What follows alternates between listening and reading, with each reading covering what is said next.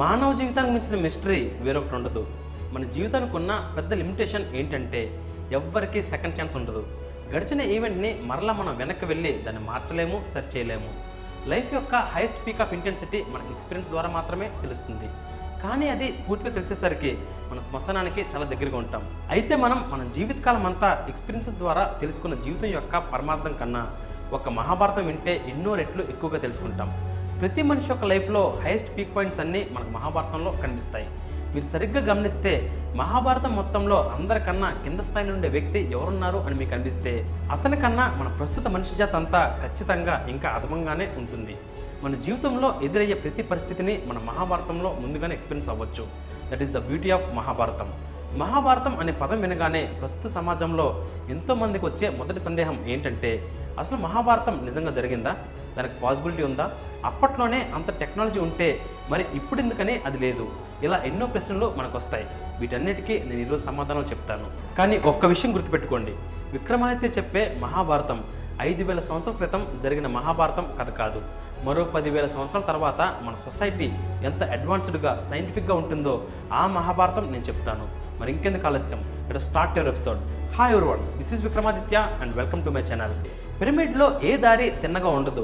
అన్నీ ఒక మేజ్లా, ఒక పజిల్లా డిఫరెంట్ యాంగిల్లో ఉంటాయి. చాలా టనల్స్ కేవలం 2.5 feet మాత్రమే ఉంటాయి. ఆ టనల్స్లోకి వెళ్ళాలంటే మనం ఖచ్చితంగా పాకాల్సిందే. అంతటి డిఫరెంట్ యాంగిల్స్లో ఉన్న టనల్స్లో ఎలా ఒక రాజు శవాన్ని తీసుకెళ్తారు? That's impossible. అయితే పిరమిడ్స్ నిర్మించిన తర్వాత మొట్టమొదటిసారిగా 800 ADలో ఒక రాజు పిరమిడ్లోకి వెళ్ళాలని దాన్ని ఓపెన్ చేయించి వెళ్ళాడు. దానిలోకి వెళ్ళాక అక్కడ బంగారం కానీ, డబ్బు కానీ, నిధులు, నిక్షేపాలు ఏమీ లేవు. కేవలం ఖాళీ గోడలు మాత్రమే ఉన్నాయి. 1990లో రాబర్ట్ అనే ఒక జియాలజీ ప్రొఫెసర్ అక్కడ ఉండే వాళ్ళని అడిగితే అందరూ ఇది 2500 BCలో నిర్మించారు అని అన్నారు. ఈ విషయం మీకు ఎలా తెలుసు అని అడిగితే మేము అనుకుంటున్నాము అంతే అని అన్నారు. కానీ వాళ్ళ సమాధానానికి ఆయన సాటిస్ఫై అవ్వలేదు. ఆయనే స్వయంగా రీసెర్చ్ చేయడం మొదలుపెట్టాడు. పిరమిడ్ యొక్క వయసు తెలుసుకోవడానికి కార్బన్ డేటింగ్ మనం చేయలేము, ఎందుకంటే అది ఒక రాయి కాబట్టి. రాయిని డేటింగ్ చేస్తే అది కొన్ని కోట్ల సంవత్సరాల కిందది అని చూపిస్తుంది. సో ఏం చేద్దామని ఆలోచిస్తున్నప్పుడు పిరమిడ్స్ పక్కనున్న స్ఫీనిక్స్ కింద భాగానున్న రాయి అంతా అరిగిపోయినట్టుగా కనిపించింది.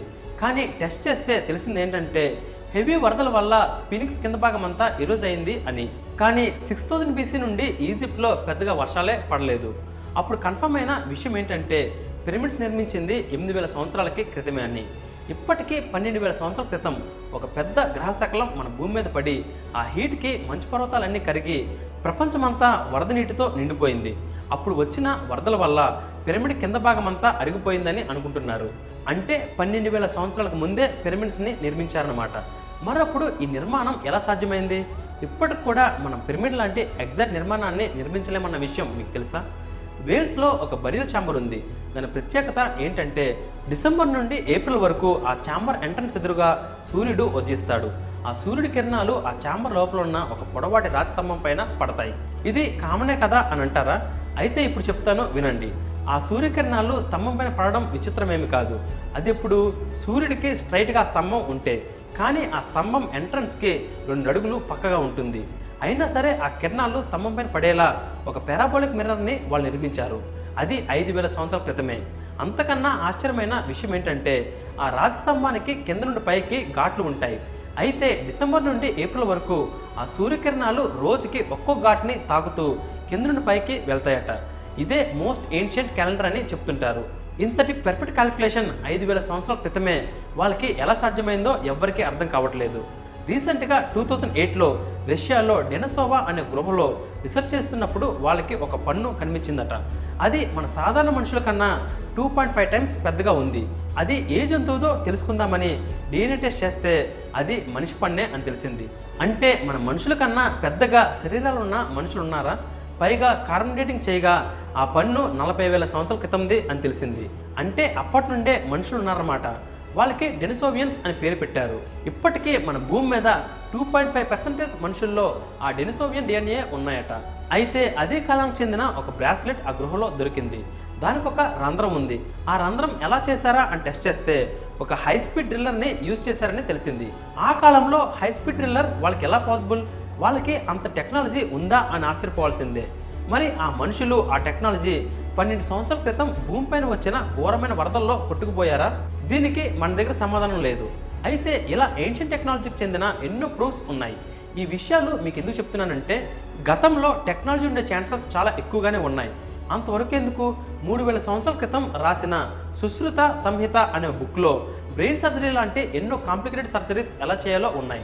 అందులో రాసిన ప్లాస్టిక్ సర్జరీకి సంబంధించిన ఫ్లాప్ టెక్నిక్ అనేది మన వాళ్ళు ఇంకా యూజ్ చేస్తున్నారు.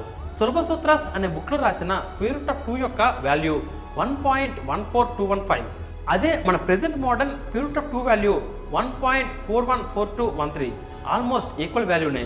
సో దీన్ని బట్టి నేను చెప్పేది ఏంటంటే, మహాభారతంలోని సైన్స్, టెక్నాలజీ, సివిలైజేషన్ అప్పట్లో పాసిబుల్ అవునా కాదా అనే విషయాన్ని పక్కన పెట్టి కేవలం మన జీవితానికి ఉపయోగపడే ఒక అత్యున్నతమైన అద్భుతమైన కావ్యాన్ని మనం తెలుసుకుంటున్నాం అనే కోణంలోనే దీన్ని చూద్దాం.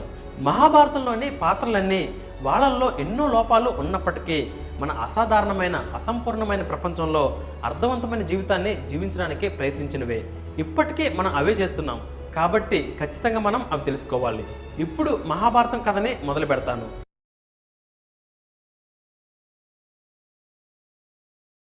అవసరాల కోసం దారులు తొక్కే పాత్రలు తప్ప హీరోలు, విలన్లు లేరి నాటకంలో మహాభారతాన్ని ఇంతకన్నా గొప్పగా సింగిల్ లైన్లో మనం చెప్పలేమేమో. మహాభారతం పూర్తయ్యేసరికి మనమందరం నేర్చుకునే ఒక గొప్ప జీవిత సత్యం ఏంటంటే, ఈ లోకంలో మంచివాడు, చెడ్డవాడు అనేవాడే ఉండడు. కేవలం మంచి పరిస్థితులు, చెడ్డ పరిస్థితులు మాత్రమే ఉంటాయని. అది ఎలాగో చెప్తాను వినండి. పూర్వం వేదాలన్నీ ఒకటిగానే ఉండేవి. వ్యాసుడు వాటిని 4 భాగాలుగా విభజించాడు. అందుకని ఆయన్ని వేదవ్యాసుడు అని పిలిచేవారు.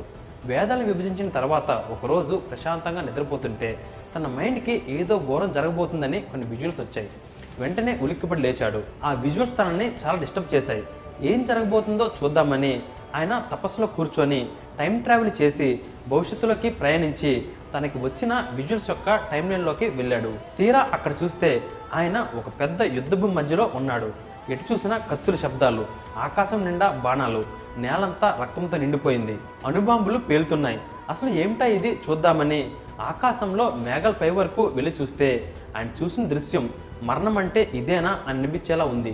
ఇక్కడ జరుగుతున్న యుద్ధం ఏదైతే ఉందో అది చరిత్రలో ఇంతకుముందు ఎప్పుడు జరగలేదు, తర్వాత కూడా మనం చూడలేము అని అనుకున్నాడు.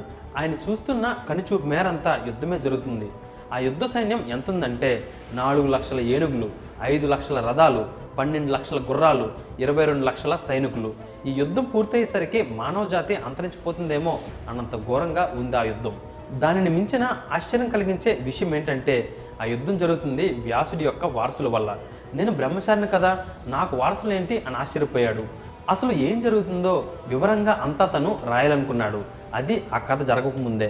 కానీ నేను భవిష్యత్తులో ఉంటూ మొత్తం వీక్షించిన తర్వాత అదే కథని యాస్టీస్గా నేను తర్వాత రాయలేను కాబట్టి నేను చెప్తున్నప్పుడే నా ఎక్స్పీరియన్సెస్ అన్నీ ప్యారల్గా రాయాలంటే నేను చెప్తుంది వేరే వాళ్ళు రాయాలి. కానీ అంతటి సమర్థుడు ఎవరున్నారు అని చూస్తే ముల్లోకాల్లో అంత కెపాసిటీ ఉన్న వ్యక్తి ఒక్కరే కనిపించారు. ఆయనే విఘ్నేశ్వరుడు, లార్డ్ గణేష్.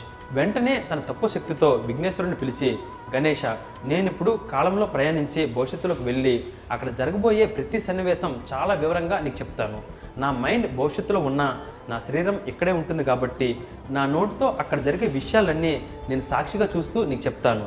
నాకు అక్కడ వారందరూ కనిపిస్తారు, నేను మాత్రం ఎవరికి కనిపించను. నేను చెప్పేది యాస్టీస్ నువ్వు అర్థం చేసుకొని అక్షర రూపంలో రాయాలి అని అడిగాడు. గణేశుడికున్న స్పెషల్ క్యాపబిలిటీ ఏంటంటే, మన నోటి మాట ఎంత స్పీడ్గా ఉంటుందో అదే స్పీడ్తో ఎగ్జాక్ట్లీ ప్యారల్గా ఆయన రాయగలుగుతాడు. ఫర్ ఎగ్జాంపుల్, మనం ఎవరికైనా ఏదైనా చెప్పి రాయి అని మహాభారతం అని చెప్పి వాళ్ళ పేపర్ వైపు చూస్తే ఆయన మహా అని పూర్తి చేసి భారతం అని రాయడం మనం గమనిస్తాం.